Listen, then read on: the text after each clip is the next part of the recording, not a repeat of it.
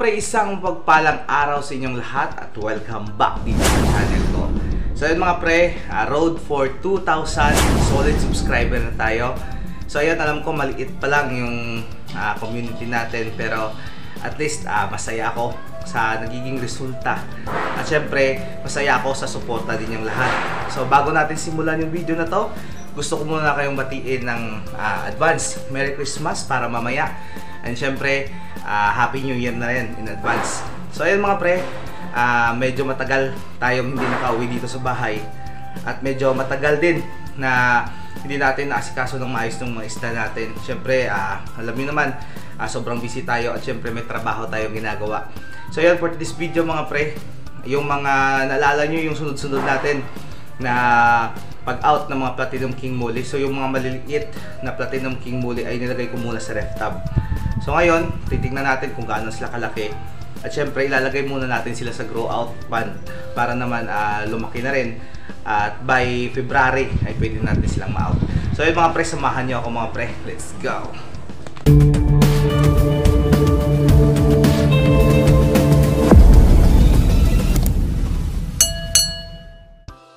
So yun mga pre, kukunin ko lang tong ito, yung ating mahiwagang banyera. So ito yung paglalagay natin ng ating mga isda sa ref tab. So ibabakcam ko muna para makita nyo yung sitwasyon dun sa ating ref tab. So ayan mga pre, nandito yung ref tab natin na yan. Ayan no. So malalaki na nga pala sila. So ayun, ilalagay ko muna dito. Yan. So dito lang muna sila. So pagkatapos ay kukunin ko yung hose natin, tsaka i-drain natin ito kasi wala tong drain. So ayun mga pre, update ko kayo mamaya. So ayun mga pre, kukunin muna natin itong ating mahiwagang hose. Ayan. So ito yung gagamitin nating pang drain sa ating ref tab. Dahil wala ngang drain yung ref tab natin. So ayan. So yan sila oh. Ang lalaki na. So more or less nasa 1 month and a half. Kapag nilagay natin dyan ay siguradong pwede nang i-out sa market ito. So ayun mga pre, pasensya na kayo dahil wala tayong tagahawak ng camera. Ayan, kaya napakagulo ng video natin. Pero ayan, ayan. So nakikita nyo, nagdi-drain na yung ating hose. Ayan. Ayan. So hayaan ko muna mga pre na bumaba yung level ng tubig. At kukunin ko lang to yung mga dumi sa ilalim. Ayan. Para mamaya malinis na yung tubig natin. So iangat natin to lahat at ilalagay dun sa mahiwaga nating banyera. Ayan. So ayan mga pre, update ko na lang kayo mamaya. So habang nagdi-drain tayo mga pre, ipapakita ko sa inyo yung isang ref tab natin. Ayan. Meron tong mga fry ng ating Platinum King Molly. Ayan. Yung batch na to mga pre ay nakahalo pa yung balloon molly natin tsaka long body natin kasi nung time na yon wala tayong mapaglagyan. So ayan, kinuha ko dyan nung nakaraan at nilagay dito, pero hindi pa ako sigurado kung short body ba to, long body, kaya nilagay ko dito. So kukunin natin din to mamaya mga pre at ilalagay natin doon sa kabila. So meron na namang mga bagong fry. Ayan o. So titingnan natin yan soon, yung mga bagong fry, kung long body ba o short body ba, kasi nung nakaraan wala tayong mapaglagyan kaya na-mix natin. So dito yung ating mga gold dust molly, yan.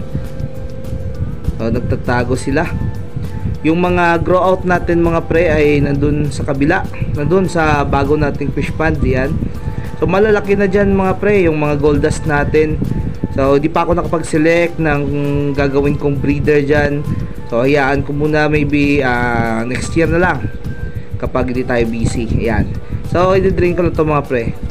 So yun na nga mga pre, malapit na ma-drain yung ating ref tab. At pwede natin kunin siguro. Maya maya kukunin natin yung mga Platinum King Molly natin para makita nyo naman. So ilalagay natin yan mga pre dun sa blue na banyera natin. So grabe, siguro nasa 100 pieces mahigit yung laman nito. So hinayaan ko na itong mga pre. So nangayayat na sila kasi hindi natin ito mapakain ng maayos. So So ilalagay natin dyan maya, mga pre, para makita nyo. Ayun na nga mga pre. So nakuha na natin yung ating mga Platinum King Molly dito. So long body to mga pre. Meron ding mga layer tail dito na pailan-ilan. So dahil nga may jeans na rin ng bagong breeder natin. Yan o. Pero talagang laki ng diferensya. Halos siguro nasa isang linggo na halos hindi ko napakain to. Kaya medyo nangayayat sila mga pre. Pero hahabulin natin to by this week. So papakainin natin to ng maayos. Tsaka in-nurture natin yung katawan nila ulit para tumaba sila. Yan o. So siguro nasa more or less nasa 100 pieces yung laman nito mga pre. So ilalagay na natin sila mga pre dito sa fish pond. So nasa 1 week na rin yung tubig ng fish pond na to. Kaya pwede na yan paglagyan ng ating mga grow out.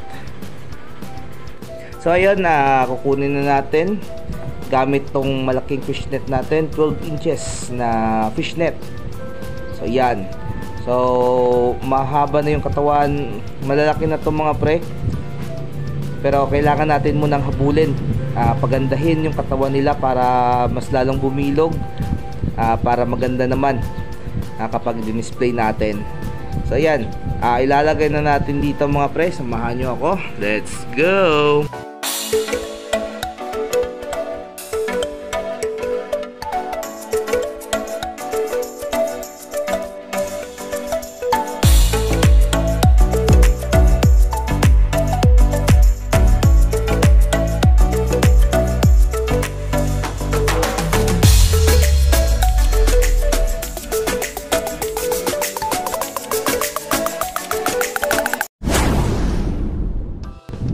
So ayan ang mga pre, nandito na sila sa concrete tank natin. Ayan. So mamaya kapag nakapag-adjust na sila ay papakainin natin to bago tayo umuwi. Tapos bukas o mamayang hapon ay babalik na naman ako dito. So papakainin natin ulit. Siguro nasa 5 to 7 days lang babawi na yung katawan nila. Kasi marami na dyang kitikite na nakalagay dyan. So mamaya ay ibubudol fight na nila yan. So additional na lang yung pellets natin. So ayan mga pre, tapos na natin dyang linisin. So ito naman, so i-drain ko lang to mga pre para makita natin kung gaano na ba kalaki yung mga fry. Siguro nasa 3 to 4 days old yung fry na inilagay ko dito. So ewan ko kung gaano nakalaki. So doon natin yung kinuha sa kanilang mga nanay. Pero magkahalo ng jeans ng long body tsaka short body to. Kaya siguro doon na lang natin yan tatapon sa gino-grow out natin. Isasabay na lang natin. Depende sa katawan nila mga pre. So ayun, i-update ko na lang kayo mamaya mga idol. So ayan, na-drain na natin. So yun o. So hindi sila makita kasi nagtatago sa gilid. Pero mamaya ilalagay natin dun sa maliit na labador natin para makita niyo mga pre. So dyan natin yan ilalagay. So ayun, i-update ko na lang kayo. Kunin ko muna. So ayun na nga mga pre, nandito na sila sa mahiwaga nating labador na sirang-sira na. Pero ayun o, malalaki na sila mga pre. Siguro nasa 3 weeks nung kinuha ko sila. So 3 days old or 4 days old ata kung di ako nagkakamali. Pero ngayon tingnan nyo, malalaki na sila. So pwede na silang ihalo doon sa ating ino-grow out. Kaya nila makipagsabayan, makipagbugbugan sa mga malalaki doon. So hindi na natin to pwedeng ilagay sa bakante nating isang pond na maliit kasi lalagyan ko yan ng mga fry ng ating balloon molly. Kasi meron na namang batch na bago, kaya ilalagay natin dyan. So doon natin sila ilalagay. Samahan nyo ako. Let's go!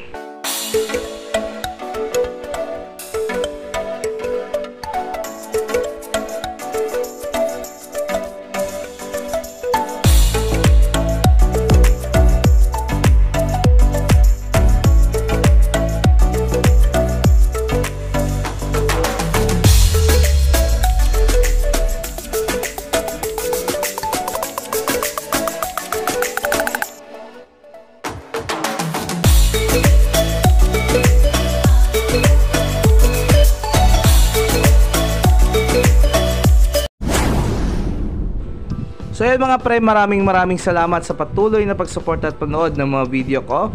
So sa lahat ng mga subscriber ko, advance Merry Christmas and Happy New Year. So yun mga pre, hanggang sa muling video, maraming salamat. God bless us all and bye-bye!